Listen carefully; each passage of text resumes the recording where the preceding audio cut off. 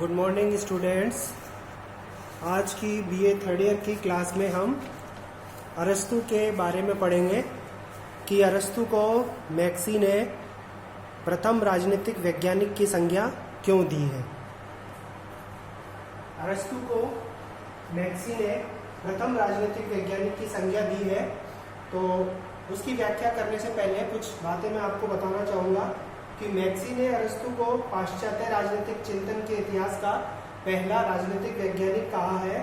वस्तु स्थिति यह है कि पश्चिमी परंपरा के दार्शनिकों के विचार किसी न किसी रूप में प्लेटो व अरस्तु के विचारों का मिश्रण प्रतीत होते हैं, किंतु यह भी सत्य है कि प्लेटो आदर्शवादी है और अरस्तु जो है वो यथार्थवादी विचारक है।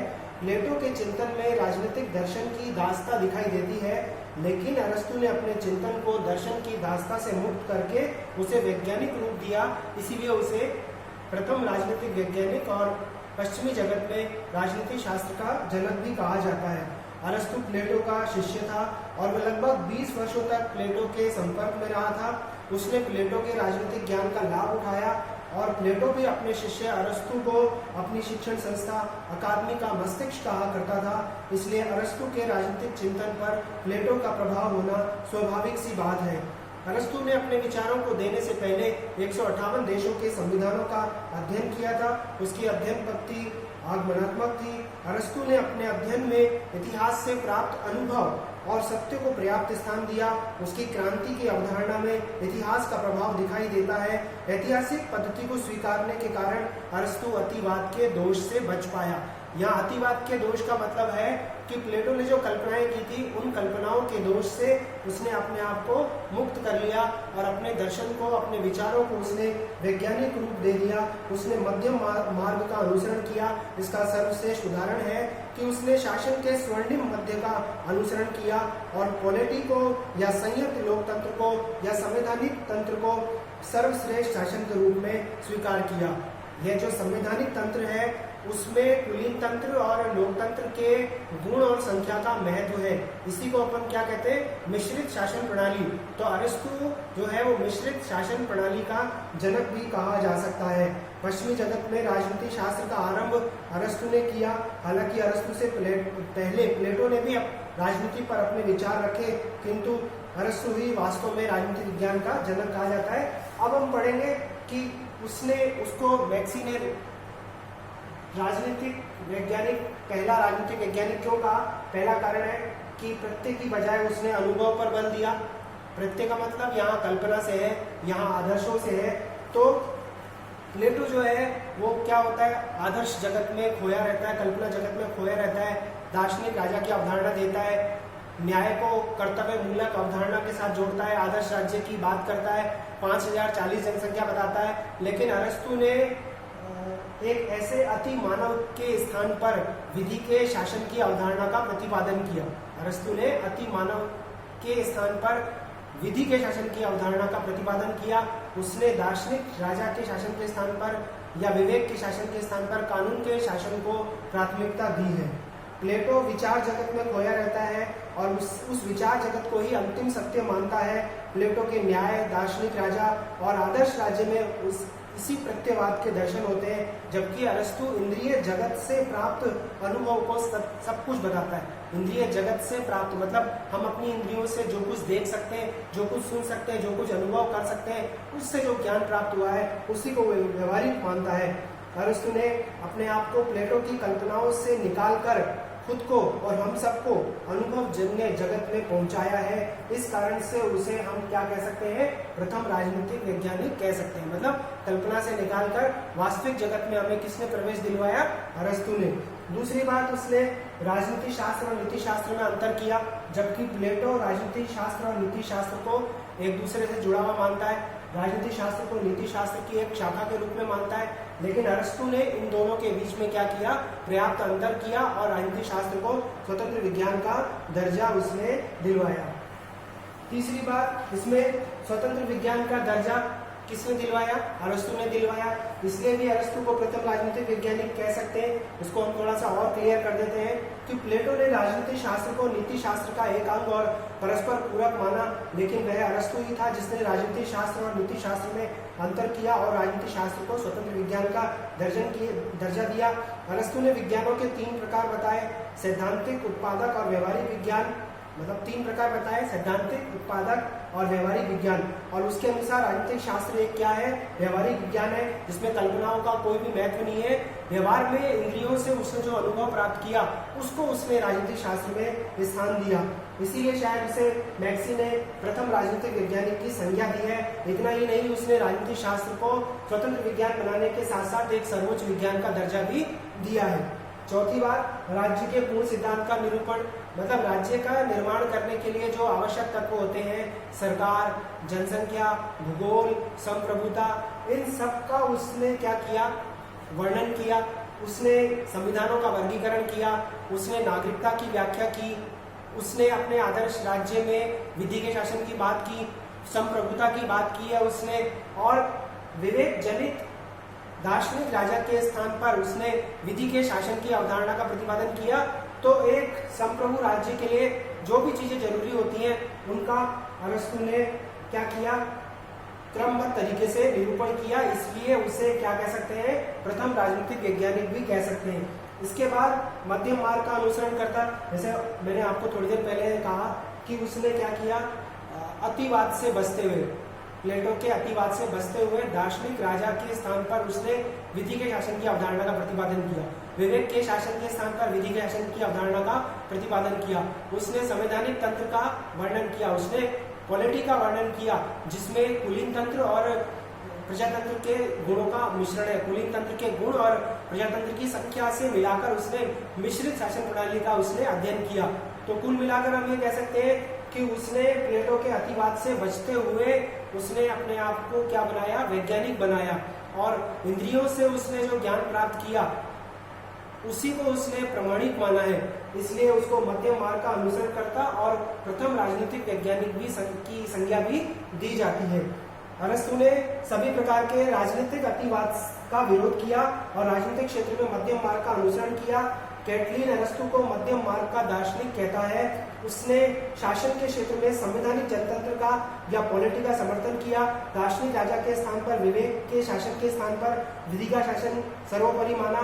अरस्तु ने कानून की सर्वोपरिता का प्रतिपादन किया। प्लेटो के साम्यवाद में विश्वास व्यक्त नहीं किया और प्लेटो के कर्तव्य मूलक न्याय के स्थान पर अधिकार मूलक न्याय का प्रतिपादन किया, जिसमें उसने कहा कि उपाधियों का, राजनीतिक पदों का योग्यताओं के अनुपात में क्या होना चाहिए? बंटवारा होना चाहिए। प्लेटो का न्याय नैतिक है, लेकिन अरस्तु का न्याय क्या है? व्यवहारिक है। वो अति मानव की खोज में नहीं रहता, बल्कि वो विधि के शासन की बात करता है, जो कि शासक और शासित को नियंत्रित करता है। तो वो मध्यम मार्ग का अनुसरण करता है और इसी कारण से उसको प्रथम राजनीतिक वैज्ञानिक भी कहते हैं। इसके अलावा संविधानों का वैज्ञानिक वर्गीकरण किया उसने। यहाँ हम एक बात कहना चाहेंगे कि अरस्तु ने सरकार, राज्य और संविधान में कोई अंतर नहीं किया। उसने नैतिक और संख्यात्मक आधार पर संविधानों का वर्गीकरण बताया। जब शासन करने का उद्देश्य लोकहित हो तो वो शासन जो है वो संविधान का शुद्ध रूप कहलाता है, और जब व्यक्तिगत हित की ओर बढ़ जाते हैं तो वही संविधान या राज्य का या सरकार का अशुद्ध रूप हो जाता है। और उसने शासन के 3 शुद्ध और 3 विकृत रूप बताए। लेकिन वर्तमान समय में संविधानों के अध्ययन के संबंध में उसका ये जो दर्शन है या उसकी ये जो विचारधारा है वो कहीं ना कहीं उपयोगी साबित होती है। और हम ये कह सकते हैं कि आधुनिक राजनीतिक शास्त्रियों के लिए संविधानवाद और संविधान एक प्रमुख विषय वस्तु है, इसलिए भी उसे प्रथम राजनीतिक वैज्ञानिक कहा जाता है। इसके अलावा सरकार के अंगों का निरूपण। अरस्तु ने सरकार के 3 अंग नीति निर्धारक, प्रशासकीय और न्यायिक बताए। नीति निर्धारक, प्रशासकीय और न्यायिक बताए। ये वर्तमान समय के सरकार के 3 अंगों व्यवस्थापिका, कार्यपालिका और न्यायपालिका के अनुकूल है। और इसने जो संविधान सरकारों का वर्गीकरण किया या सरकार के जो अंग बताए उसने, और शक्तियों का जो पृथक्करण बताया वो मॉन्टेस्क्यू के लिए या शक्तियों के पृथक्करण और नियंत्रण और संतुलन के सिद्धांत के लिए आधार प्रस्तुत करता है, जो अपने आप में बहुत महत्वपूर्ण चीज है। और अरस्तु से पहले किसी ने भी इस प्रकार की बात नहीं कही थी, इसलिए उसे मैक्सी ने प्रथम राजनीतिक वैज्ञानिक की संज्ञा दी। नागरिकता की व्याख्या भी आधुनिक राजनीति शास्त्रियों के लिए एक महत्वपूर्ण विषय है। नागरिक कौन होगा? अरस्तु ने कहा नागरिक वह व्यक्ति होगा जो कानून के निर्माण के कार्य में, न्याय के कार्य में भाग लेगा, वो नागरिक होगा। हालांकि यह बहुत सीमित परिभाषा है और बहुत सीमित दृष्टिकोण है, लेकिन नागरिकता की हम भी देखते हैं कि हमारे संविधान में विभिन्न अनुच्छेदों में इनका नागरिक कौन होगा भारत का, इसकी व्याख्या मिलती है। तो नागरिकता की व्याख्या करने वाला अरस्तु जो है वो उससे क्या बना देता है? प्रथम राजनीतिक वैज्ञानिक की संज्ञा दे देता है।